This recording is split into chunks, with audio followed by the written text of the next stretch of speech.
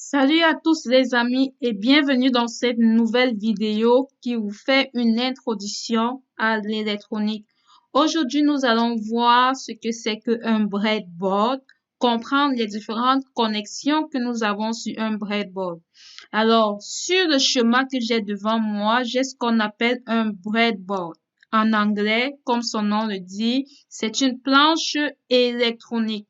Donc, c'est une planche, en fait, qui permet de faire circuler du courant électrique et sur laquelle on peut déposer des composantes électroniques. Alors, parmi les composantes électroniques, on a par exemple des LED, comme vous pouvez voir ici, des résistors, un bouton d'allumage, le potentiomètre, le capaciteur et bien d'autres composantes électroniques. Donc, toutes ces composantes électroniques, on peut les placer sur un circuit électronique comme celui-ci. Donc, le breadboard, c'est un circuit électronique et un circuit électronique, c'est juste une plaque sur laquelle circule du courant électrique et sur laquelle on a positionné des composantes électroniques qui vont communiquer entre elles.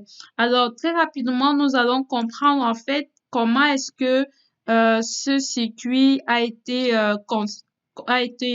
construit. Alors, pour rappel, vous-même, vous êtes à mesure de créer votre propre circuit. Mais comme nous sommes en train d'apprendre de l'électronique, on va utiliser ce circuit-ci, ce breadboard-ci, qui a été développé déjà avec, qui vient avec les kits Arduino et dont vous allez utiliser durant tous vos ateliers électroniques. Alors, afin de pouvoir l'utiliser, il faudrait comprendre comment est-ce qu'il fonctionne. Premièrement, nous allons regarder les zones polarisées ici. Donc, vous voyez le plus et le moins ici en haut et en bas de la plaque, on a une autre zone polarisée, plus et moins. Alors, dans cette zone-là, on va mettre tout ce qui est composant polarisable. Donc, tout composant polarisé va se tenir sur cette zone. Un composant polarisé, c'est un composant électronique qui a une borne positive et une borne négative. Donc, la borne négative, vous allez la mettre sur cette broche et la borne positive, vous allez la mettre sur cette broche. Exemple de composantes polarisées, nous avons par exemple les LED. Donc, si je prends par exemple cette LED, alors cette LED, elle a une borne, la cathode ici qui est la borne négative et la nôtre qui est la borne positive. Ceci dit, la borne, si je dois la placer sur mon circuit, il faudrait que je place la borne, vous voyez comment ça se place, ma borne négative va se placer là et ma borne positive doit par contre se placer sur la borne positive ici et non sur la borne négative. Donc ça c'est pour les composantes polarisées. Donc là, ce placement n'est pas bon parce que là, j'ai placé mes deux bornes sur la borne négative, ce qui n'est pas bon.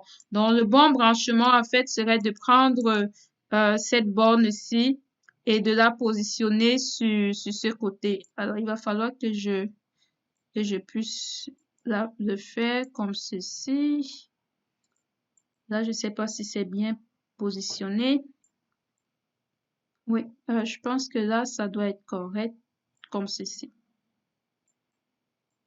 Ok, là c'est bien positionné. Là, j'ai ma cathode qui est sur la borne négative et la nôtre qui est sur la borne positive. Donc là, c'est l'utilité de toutes ces zones-ci, qui est la zone polarisée, sur laquelle on va placer des composantes qui sont polarisées.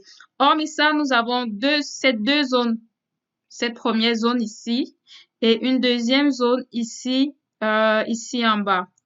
Donc, la première zone, la deuxième zone sont des zones, en fait, qui sont parallèles. Donc, si vous regardez bien cette roue-ci sur cette première zone, sont tous parallèles. Ça veut dire que c'est le même fil électronique qui est, en fait, positionné ici.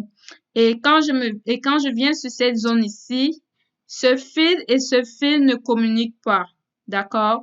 Donc, pour toutes les autres composants non polarisés, il faudrait que les deux bornes se positionnent sur la même ligne pour que les bornes puissent communiquer. Si je place une borne ici et que je place une autre borne ici, il n'y aura pas de communication puisque c'est pas polarisé. Donc, les électrons ne vont pas circuler de la borne positive vers la borne négative, ce qui ne va pas marcher. Donc, pour des composants non polarisés, assurez-vous de les placer toujours sur les deux broches, de les placer toujours sur la même ligne. Exemple, si je prends par exemple un résistor, d'accord? Le résistor, c'est un composant qui n'est pas polarisé. Donc, on n'a pas de borne positive ni de borne négative. On a deux broches. Tout ce qu'il faudrait faire, c'est vous rassurer que les deux broches sont sur le même circuit. Donc, si je dois placer ceci, je vais le placer comme cela. D'accord? Donc, vous voyez que la broche terminale 2 se positionne au 1 et la broche terminale 1 se positionne ici. Donc, on est sur le même circuit. Je ne pourrais pas faire l'inverse comme par exemple le positionner de manière parallèle en prenant cette broche-ci.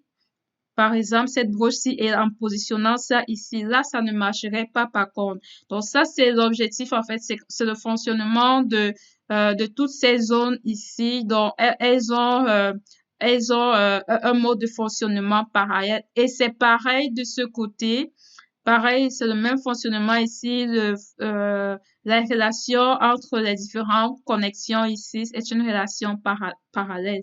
Par contre, si je décide de prendre une LED et que je dois positionner ma LED plutôt que de la positionner sur cette zone polarisée, comment est-ce que je peux la positionner ici? Alors, étant donné que la LED elle est polarisée, donc je suis en mesure de mettre de mettre la cathode à ce trou et l'anode à ce trou et ça marcherait très bien parce que en fait le courant peut circuler de la borne négative ici, traverser ici et venir se retrouver vers la borne positive ici et continuer son circuit. Donc ce branchement pour les composantes polarisées fonctionnerait parfaitement. Ainsi s'achève cette capsule sur les breadboards. N'hésitez pas à poser vos différentes questions dans les commentaires.